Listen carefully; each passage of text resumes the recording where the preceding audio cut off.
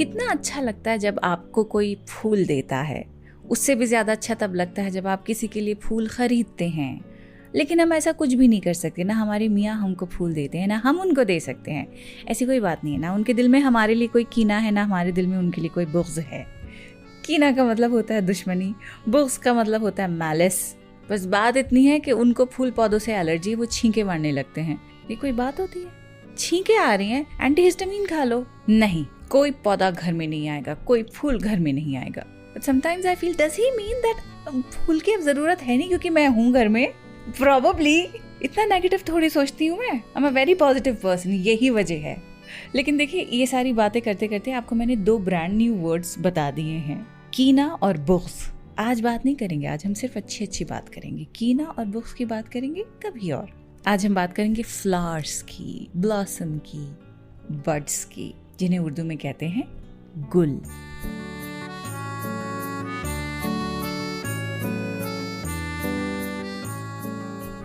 The Quint पे शुरू हो चुका है उर्दू नामा। मेरा नाम है फबीहा सैयद।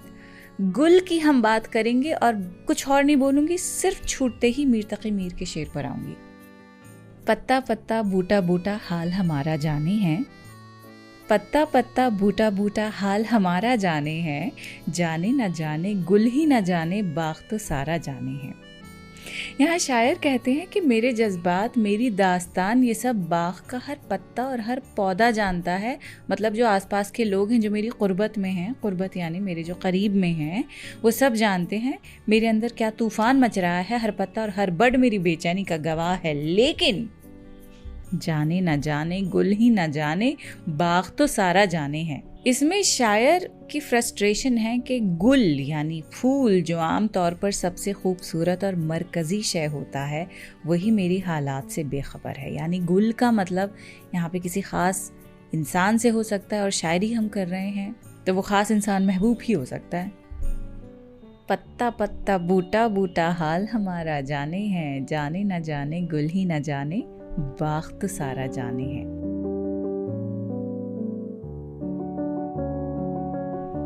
अब फैज़ अहमद फैज़ का आपको हम ये शेर सुनाएंगे। महबूब की एब्सेंस का जिक्र कर रहे हैं यहाँ पे कि महबूब नहीं आया है, बहार नहीं आई है। आप समझ तो गए होंगे कि मैं किसकी बात कर रही हूँ।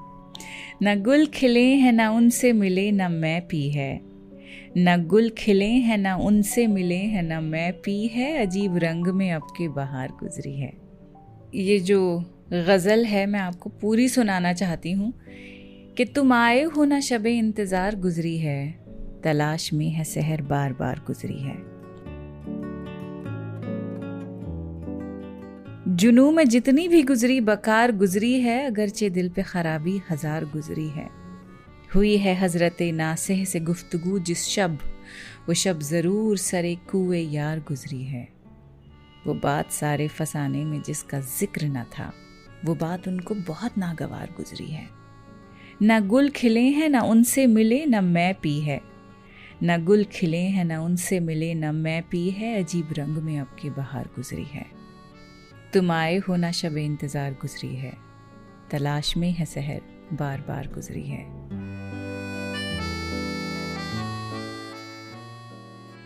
फैज़ ही के अब आपको एक और नज़्म सुनाऊंगी। तन्हाई का एक शेर है, बहुत गहरी उदासी और खलिश को बयान करता है। यहाँ गुल का मतलब फूल नहीं है, बल्कि यहाँ गुल का मतलब है एक्सटिंग्विश कर देना, बुझा देना। जी हाँ, एक और मतलब है गुल का। एक तो फूल होता है, एक होता है किसी चीज को बुझा देना, खत्म कर देना, एक्सटिंग्विश कर देना। लिखते हैं, गुल करो शमे बढ़ा दो मैं उमीना आयाग, गुल करो शमे बढ़ा दो मैं उमीना आयाग, अपने बेख्वाब किवाड़ों को मुकफ्फल कर लो, अब यहाँ कोई नहीं आएगा।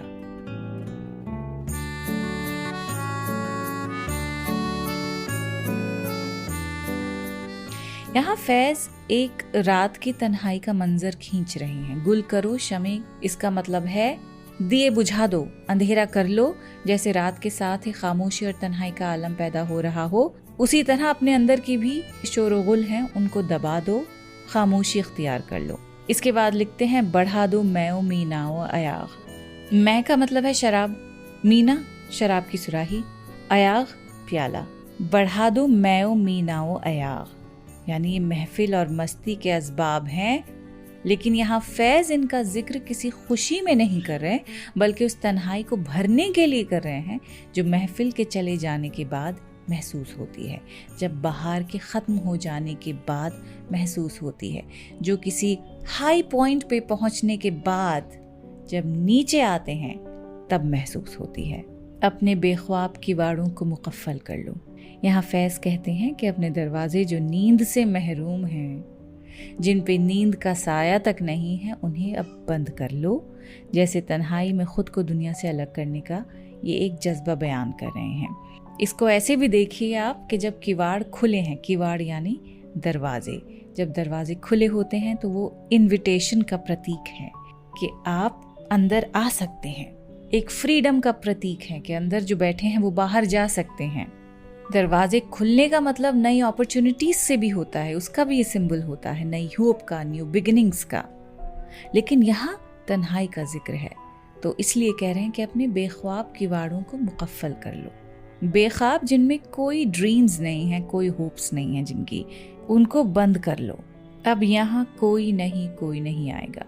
अब ये लाइन पढ़ के ऐसा लग रहा है कि उन किवाड़ों को दरअसल किसी का इंतज़ार था, किसी के आने का ख्वाब देख रहे थे। तो अब यहाँ कोई नहीं आएगा, तो इसका मतलब यही हुआ कि किसी के आने की जो उम्मीद है वो अब शायर की टूट चुकी है, इसलिए वो अपने दरवाजे बंद कर रहे हैं। ये आखिरी मिसरा पूरी नज़्म का क्रक्स है। ये बेपनाह तन्हाई और इंतज़ार के ख़त्म हो जाने का इजहार है, उम्मीद ख़त्म होने का इजहार है कि अब कोई महफिल नहीं है, कोई मेहमान नहीं है, कोई आस नहीं है, किसी का इंतज़ार नहीं है, कोई उम्मीद नहीं है। ये पूरी नज़्म मोहब्बत के खो जाने या रिश्ते के ख़त्म हो जाने के बाद की वो तन्हाई है जो शायर के अंधेरे का हिस्सा बन चुकी है।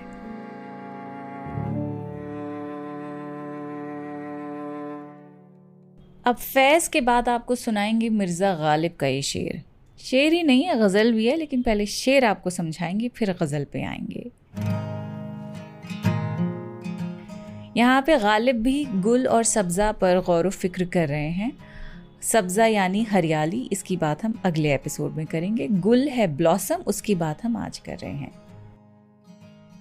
तो आपको अब गालिब की कैसे गज़ल का मैं शेर सुना रही हूँ, जिसमें he masterfully blends heartbreak with his deep contemplations about life. सब्ज़ा और गुल कहाँ से आए हैं, अब्र क्या चीज़ है, हवा क्या है। गालिब असल में नेचर के बारे में सोच रहे हैं यहाँ पे, कि वो कह रहे हैं कि फूल और हरियाली सिर्फ देखने की चीज़ें नहीं हैं, ये ख़ुद में एक सवाल है कि सब चीज़ें आखिर आई कहाँ से हैं। वो हवा और बादल को भी एक राज के तौर पर देख रहे हैं यहाँ पे। जैसे इंसान जितना सोचे उतना ही वो हैरान होता जाए कि कुदरत का निज़ाम कैसे चल रहा है। ये गज़ल आप पूरी सुनेंगे तब इसका कॉन्टेक्स्ट और समझ आएगा।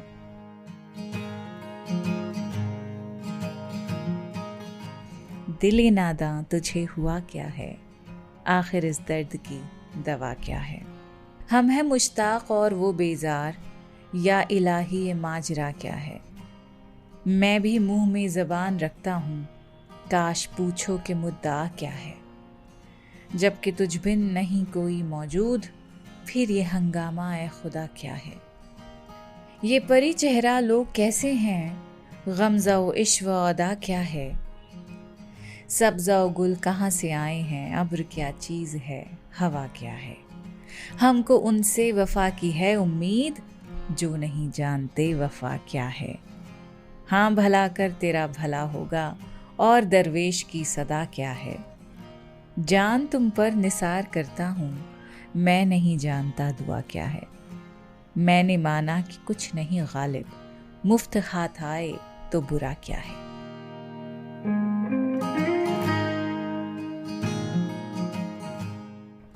अब शकील बदायूनी का आप ये शेर सुनिए कि मेरा अज़्म इतना बुलंद है कि पराए शोलों का डर नहीं। मुझे खौफ आतिशे गुल से है, ये कहीं चमन को जला ना दे। इस शेर को इश्क और मोहब्बत के पहलू से देखिए तो इसका मतलब कुछ यूँ बन सकता है कि यहाँ पराए शोले से मुराद हो सकती है कि रकीब की बात हो रही हो। कि मेरा अज़्म इतना बुलंद है कि पराए शोलों का डर नहीं। यानी वो मुखालिफ शख्स जो मोहब्बत में शायर के मुकाबिल है, जो महबूब पर अपना हक जताने की कोशिश कर रहा है, शायर यहाँ पे कहते हैं कि उस रकीब का असर उनके अज़्म पर नहीं पड़ेगा। उनकी मोहब्बत इतनी मजबूत है कि वो किसी दूसरे को ख़तरा नहीं मानते। मुझे खौफ आतिशे गुल से है कि ये कहीं चमन को जला ना दे। यानी महबूब के अंदर का तकब्बुर, नाज या वो जज्बात जो मोहब्बत को आग बनाकर चमन को बर्बाद कर सकता है। चमन यहाँ पर महबूब के आशिकों का मजमुआ समझ लीजिए। तो ये मिसरा ऐसे समझिए कि शायर को अपने रकीब से डर नहीं है, बल्कि अपने महबूब की बेरुखी, शिद्दत या उसका गुस्सा, उससे डर लग रहा है, जो पूरी मोहब्बत के माहौल को खाक में मिला सकता है। तो दिस शेर can also reflect the dynamics of love and rivalry. यहाँ पे जो पोएट है, he is claiming very boldly that rivals पराए शोले they pose no threat to him. एक लाइन में समझे तो उसका मतलब बस ये है कि कई बार बहुत बड़े ख़तरे आपको बाहर वालों से नहीं होते हैं, बल्कि मोहब्बत का जो बहुत ही अनप्रेडिक्टेबल नेचर है वो थ्रेट बन के आपके सामने आ सकता है। ये जो आपको हमने शेर सुनाया था, शकील बदायूनी की आइकॉनिक गज़ल का शेर है। रोज़े से हूँ इसलिए गा नहीं सकती हूँ, उतनी एनर्जी बिल्कुल नहीं निकलेगी, इसलिए आपके लिए पढ़ देते हैं कि मेरे हम नफस मेरे हम नवा। यस, बेगम अख्तर की आइकॉनिक गज़ल है उनकी गाई हुई कि मेरे हम नफस मेरे हम नवा, मुझे दोस्त बन के दगा न दे, मैं हूँ दर्द इश्क से जाँ बलब, मुझे ज़िंदगी की दुआ न दे।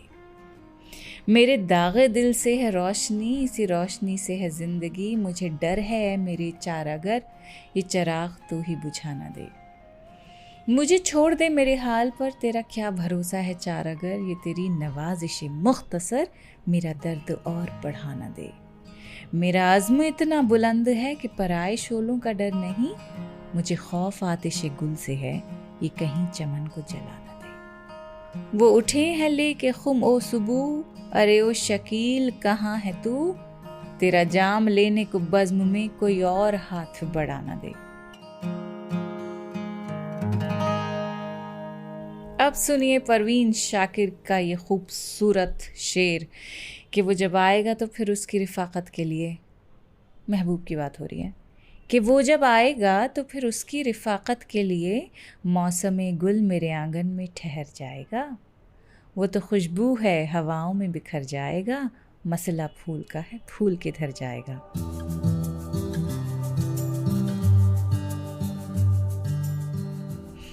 इसमें Parveen Shakir beautifully captures the feeling of longing and love कि जब भाई उनका महबूब आएगा, that his arrival will bring such warmth and joy that even the fleeting spring season, which is is very symbolic of beauty, hope and renewal, that spring will seem to pause and stay forever.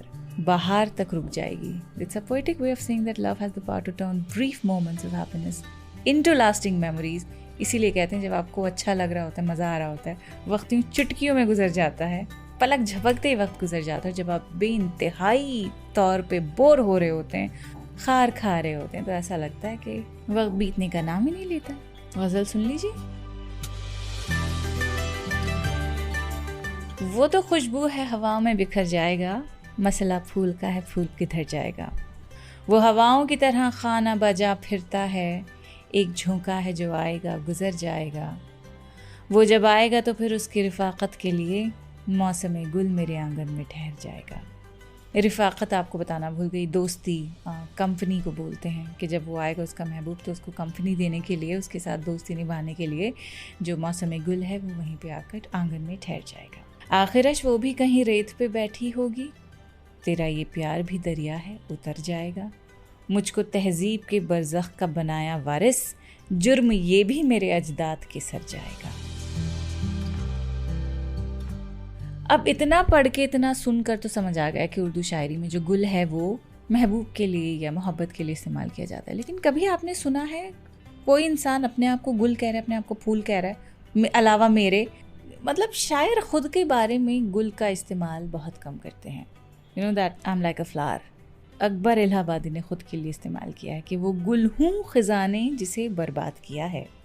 गौर कीजिए, वो गुल हूँ खिज़ां ने जिसे बर्बाद किया है, उलझूं किसी दामन से मैं वो खार नहीं हूँ। वाह वाह वाह, ऐसे अगर हम सब बन जाएं, हमारी ज़िंदगियाँ कितनी आसान हो जाएं कि उलझूं किसी दामन से मैं वो खार नहीं हूँ, बावजूद इसके कि वो गुल हूँ खिज़ां ने जिसे बर्बाद किया है। अंग्रेज़ी में कहावत है कि हर्ट पीपल, यानी जो खुद दुख में होते हैं, जो लोग गमज़दा होते हैं, वो अपना दर्द दूसरों पर उतार देते हैं। जिन लोगों को खुद गुस्सा होता है वो अपना गुस्सा दूसरों पर उतार देते हैं। जो खुद ज़ख्मी होते हैं वो दूसरों को ज़ख्म बांटते रहते हैं। तो ये है हर्ट पीपल का मतलब। लेकिन अकबर इलाहाबादी का जो शेर है इस रिवायत से बिल्कुल मुख्तलिफ है। अगर हम ये मान के चले कि भैया नेचर है इंसान का कि जो लोग गमज़दा होते हैं दूसरों को गमगीन बनाने पे तुले होते हैं, तो इसके उलट अकबर इलाहाबादी ने इसके बरअक्स एक बात कही है कि वो गुल हूँ खिज़ां ने जिसे बर्बाद किया है, उलझूं किसी दामन से मैं वो खार नहीं हूँ। खार का मतलब है कांटा। यहाँ अकबर इलाहाबादी एक दूसरा ही पहलू दिखा रहे हैं कि सभी दुख सहने वाले लोग दूसरों को दुख नहीं देते हैं। वो कह रहे हैं कि उनकी ज़िंदगी में मुसीबतें आई हैं, तकलीफ़ आई हैं, लेकिन उन्होंने अपने दुख को दूसरों के लिए जहर नहीं बनाया है। वो फूल की तरह रहे हैं, ना कि कांटे की तरह। कितनी प्यारी बात है कि दुख इंसान को कड़वा या इंतकामी बना देता है। अकबर इलाहाबादी का शेर उम्मीद और जो ग्रेस है उसका मैसेज है। तो ये जो शेर है, it reminds us that pain has the power to break a person, but true strength lies in choosing kindness and love despite one's own suffering. आपको कौन सी साइड चुननी है, खार की कि गुल की, डिसाइड कर सकते हैं। अगले एपिसोड में सब्ज़े की बात करेंगे। रोज़ा खुलने वाला है। खुदा हाफिज़।